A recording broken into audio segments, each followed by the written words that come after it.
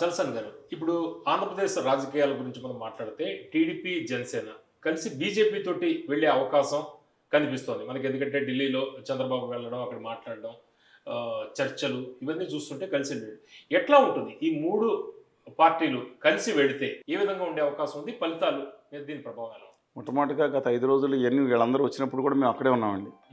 మేము అందరూ వచ్చినప్పుడు కూడా మేము అక్కడే ఉన్నాం. ఢిల్లీలోనే 5 రోజులు అక్కడే ఉన్నాం. మీకు తెలుసు, గవర్నర్ గారు మాకు చేసిన అవమానం అనుకుంటే రాత్రి అందరికీ స్టీల్ పెయింట్ ఎంప్లాయీస్ మాకు ప్రత్యేక సాధన సమితి అందరికీ అపాయింట్మెంట్ ఇచ్చి సాయంత్రం 6 గంటలకు అపాయింట్మెంట్ ఇచ్చి వెళ్ళిన తర్వాత రాత్రి 8 గంటలకు కూర్చోబెట్టుకుని పైకి వెళ్ళండి, రేపు రెండు చూసుకుందామని మాట్లాడితే అక్కడే బయటించాను. గవర్నర్ గారు క్యాంప్ ఆఫీసర్ ఇక్కడే పడుకుంటాను, రాత్రి కావాలని అరెస్ట్ చేసి తీసుకెళ్ళిపోమన్నాం. నాతో పాటు జేడి లక్ష్మణ్ గారు, సిపిఎం శ్రీనివాసరావు గారు, సిపిఐ రామకృష్ణ గారు కూడా అక్కడే వెయిట్ చేశారు. లేట్ నైట్లో పాపం పెద్ద ఆయన లుంగి కట్టుకుని వచ్చి, సరే గవర్నర్ గారు మేము అపాయింట్మెంట్ ఇచ్చారు కూడా అడుగుతున్నాను చెప్తే we don't have any other this thing అంటే యాక్చువల్లీ ఆయనకు అవగాహన లేదు ప్రత్యేక హోదా మీద పూర్తిగా. కానీ ఈవెన్ విశాఖపట్నం స్టీల్ ప్లాంట్ ఆత్మత్యాగం ఏర్పడిన అవగాహన కూడా లేదండి ఆయనకి. ఎందుకని రాష్ట్రపతిని చెప్పలేదు, చెప్పాము, కేంద్రం దృష్టికి తీసుకెళ్తున్నారు అప్పుడు దట్ ఎక్స్టెంట్. బట్ ముఖ్యమైన విషయం ఏంటంటే అన్నిటికంటే ఇవాళ ఈ పొత్తుల విషయంలో నేను అక్కడ తెలంగాణ మిత్రులు, తెలంగాణ అప్పుడు ఆంధ్రప్రదేశ్ భావం రెండు కలిపి ఉమ్మడిగా ఉన్నప్పుడు నవ్వుతున్నారండి మమ్మల్ని చూసి. పొత్తుల విషయం ఎలా ఉన్నా ఏంటి తోటి తెలుగు సోదరులు కదా, ఎంత దౌర్భాగ్య స్థితికి దిగజారిపోయినట్టు అనిపిస్తుంది నాకు. ఇక్కడ కేటీఆర్ గారు, రేవంత్ రెడ్డి గారు, బట్టి గారు, ఆర్ఎస్ ప్రవీణ్ కుమార్ గారు, వీరభద్రం గారు, చాడ వెంకటరెడ్డి గారు వీళ్ళెవరూ కూడా నిలబడి పోరాడుతున్నారు తెలంగాణ హక్కుల కోసం. అక్కడ కనీసం మాకు ఇచ్చే విభజన హామీలు రావాల్సి ప్రత్యేక హోదా రావాలి కదా, అలాంటి లేని పరిస్థితుల్లో మీరేంటి మీ వాళ్ళు కనీసం మాటను కూడా మాట్లాడలేదంటే అంతలోకి జగన్మోహన్ రెడ్డి గారు దిగి ప్రత్యేక హోదా కాగితం డేట్ మార్చి సేమ్ అదే కాగితం ఇస్తూ ఉంటారు. నిర్మలా సీతారామన్ గారు కలిసినప్పుడు ఇచ్చినట్టున్నారు. అసలు ఇదే డిమాండ్ అని చెప్పి మేము అందరం స్టూడెంట్స్ అందరూ ఉన్నారు, అందరిని తీసుకుని జగన్మోహన్ రెడ్డి గారు క్యాంప్ అప్పుడు వచ్చి ఉంటారు కదండి, వెళ్ళి మేము బయలుదేరి వెళ్ళారు మా వాళ్ళు. ఆ టైంకి మరి ఎందుకని ఇంటెలిజెన్స్ వాళ్ళు చెప్పారో ఆయన రాకుండానే అమరావతి వెళ్ళిపోయారు. కానీ నేను చెప్తున్నా నవ్వుతున్నారండి. పొత్తులు వేరే ఇబ్బంది లేదు, పొత్తులుగా ఉండొచ్చు, కనీసం హక్కులు కూడా మాట్లాడకుండా ఆత్మ గురించి మాట్లాడకుండా పొత్తులు అంటే అత్యంత బాధాకరం. సరే, సెకండ్ పాయింట్ మీరు అడిగిన దాంట్లో రైట్కి వస్తున్నా. ఈ పొత్తుల విషయంలో అంటే ఏపీ ప్రజలు బీజేపీని ఎట్లా చూస్తున్నారు? చాలా అసహ్యంగా చూస్తున్నారండి. 2 సార్లు అధికారంలో ఉంది కేంద్రంలో, ప్రత్యేక రాష్ట్రంలో కూడా అధికారం ఉంది 4 సంవత్సరాలు. రాష్ట్రంలో కూడా 4 సంవత్సరాల అధికారంలో ఉంది. హోదా కానీ విభజన హామీలు కానీ వాళ్ళు చేసింది ఏంటంటే వెంకయ్య నాయుడు గారు కొన్ని ఇళ్ళు ఇచ్చారు, లోటు భర్తీ కంప్లీట్ చేశారు. నేను 16,090 కోట్లు అంటాం, 2,000 కోట్లు తక్కువ పడినా మేము మరీ ఏమన్నా బిరిగేసుకుని కూర్చోలేదు కదండి. We have to accept. ఇళ్ళు కానీ అది కానీ ఈ రెండిట్లో యాక్సెప్ట్ చేస్తున్నాను. కానీ ఏదైతే మనకి 11 ఇన్స్టిట్యూట్స్ పాటు మిగతాది ఇచ్చారో 2023 నాటికి డబ్బులు ఖర్చు పెట్టింది 17% అంట అప్రాక్సిమేట్లీ. అంటే ఇంకో 40 ఏళ్ళు పడుతుంది కంప్లీట్ చేయడానికి. 5 ఏళ్ళు అవ్వకపోవచ్చు, 10 ఏళ్ళు అవ్వకపోతే ఎలాగండి? ఇవన్నీ మైనస్ ఉన్నాయి. మిగతా ముఖ్యమైన హామీలు, విభజన హామీలు మాత్రం దారుణంగా అబ్సల్యూట్గా నిర్లక్ష్యం చేస్తే వీళ్ళు దేనికి వెళ్తున్నారు? ద్రౌపది ముర్ము గారు వచ్చి వీళ్ళ మీద చెంప మీద కొట్టినట్టు మాట్లాడారు. ఆవిడ నా క్యాండిడేట్స్ అనౌన్స్ కాగానే మా వాళ్ళు అడగకుండానే మీరు ఎదురుకుండా వచ్చి మద్దతు ఇచ్చారే, వాట్ ఏ బ్యూటిఫుల్, చాలా చక్కగా చెప్పారు గౌరవ రాష్ట్రపతి అభ్యర్థినిగా ఉన్న ద్రౌపది ముర్ము గారు. సిగ్గు కూడా పడలేదండి వీళ్ళు. లేదు మేడం మా కోసం మీకు మద్దతు ఇచ్చాం, మా సిగ్గు కూడా పడకుండా మీకు మద్దతు ఇచ్చాం, కనీసం హోదా గురించి మాట్లాడండి మేడం అని ఒక్క మాట కూడా ఆ మీటింగ్లో మాట్లాడలేదు, మీరు చూశారు. అందువల్ల అదే వాజ్పేయి గారి ఇదైతే రండి ప్రజలు గౌరవించేవారండి.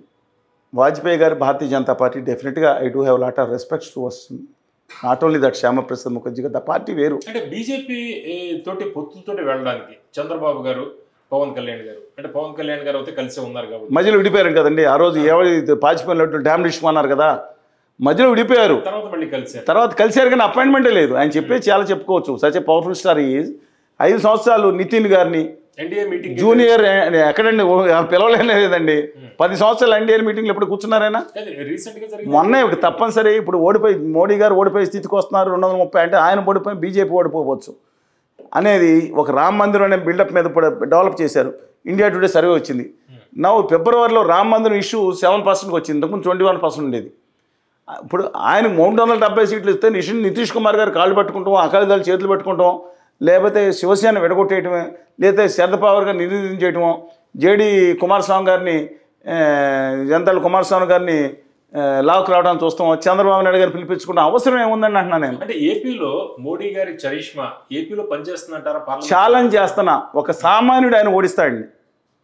ధైర్యం ఉంటే, దమ్ము ఉంటే, ఆయన ప్రధానమంత్రిగా కబుర్లు చెప్తుంటే ఛాలెంజ్ చేస్తున్నా ఆంధ్రప్రదేశ్లో పోటీ చేయమని. మరి ఎందుకు చంద్రబాబు గారు ఎందుకు ఆసక్తి చూపిస్తారు? అది లాస్ట్ టైము ఎలా వేధించారో ఆయనకు అవగతమైంది.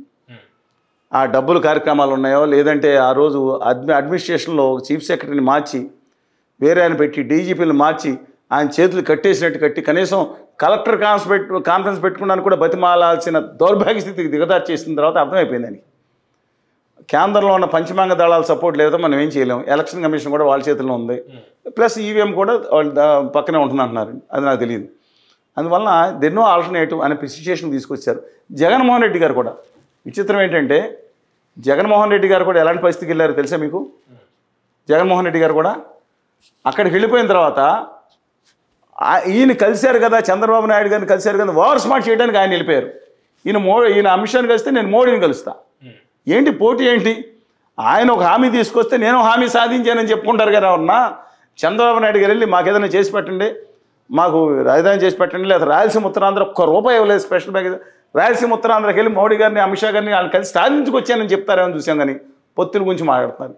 ఈయన ఢిల్లీ వెళ్ళి లెటర్ ఇచ్చి ఏం సాధించుకొచ్చామంటే చంద్రబాబు నాయుడు గారిని పై చేసి సాధించుకొచ్చామని. కళ్యాణ్ బాబు గారు సత్య పవర్ఫుల్ స్టార్ ఈస్, ఆయనకి ఏదో మంచి చేయాలని తపన ఉందని భావించేవాడిని. ఆయన నేను కావాలనుకుంటే వాళ్ళందరూ నాకు బాగా క్లోజ్గా తెలుసుగా మీకు విషయం అని చెప్పి ఇక్కడ టీవీలో చెప్తారు.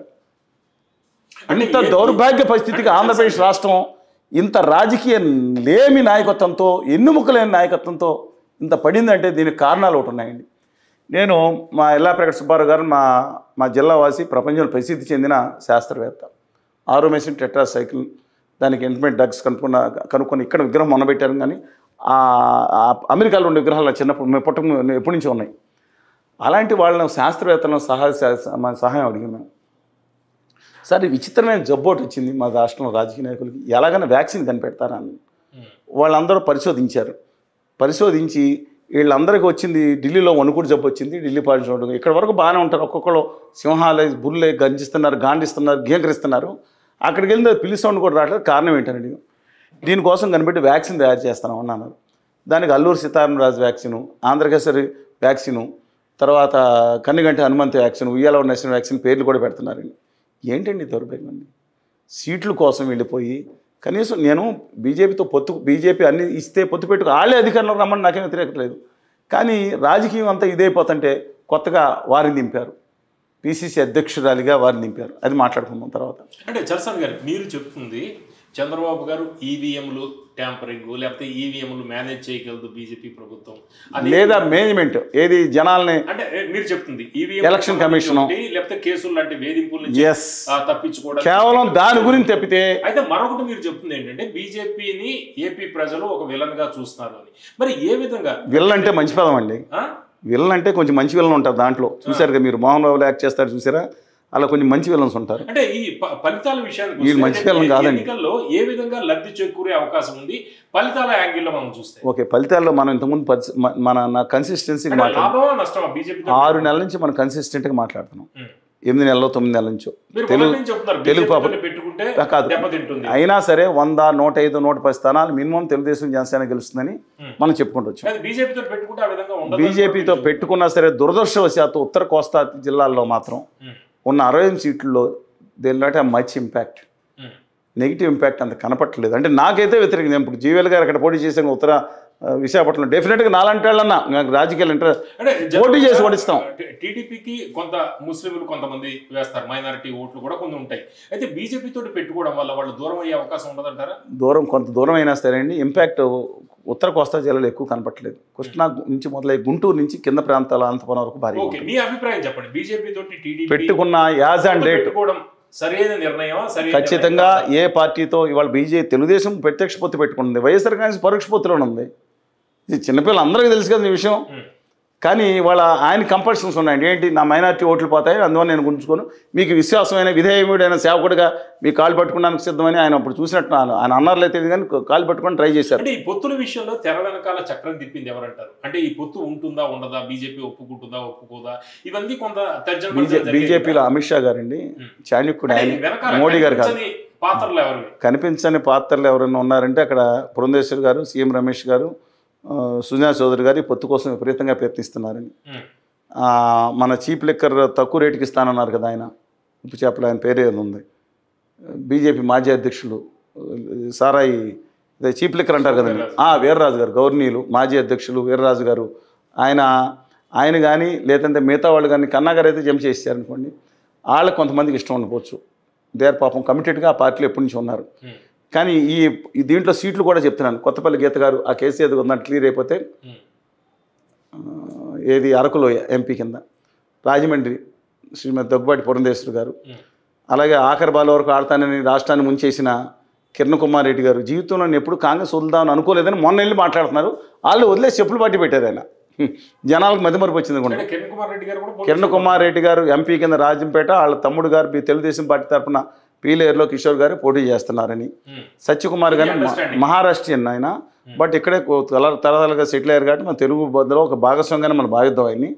ఆయన హిందూపురం అని లేదా రాజంపేట అని. ఇప్పుడు ఎవరో ఒక ఆర్ఎస్ఎస్ భావజాలం బాగా డబ్బు ఉన్నాయని తిరుపతి సీటు ఆవిడ ఆశిస్తున్నారు. సరే సుజనా గారు ఏలూరు విశాఖపట్నం ఇలా ఆశించవచ్చు. బహుశా 4 సీట్లు అయితే రావచ్చండి. ఇది వాళ్ళ అండర్స్టాండింగ్ అని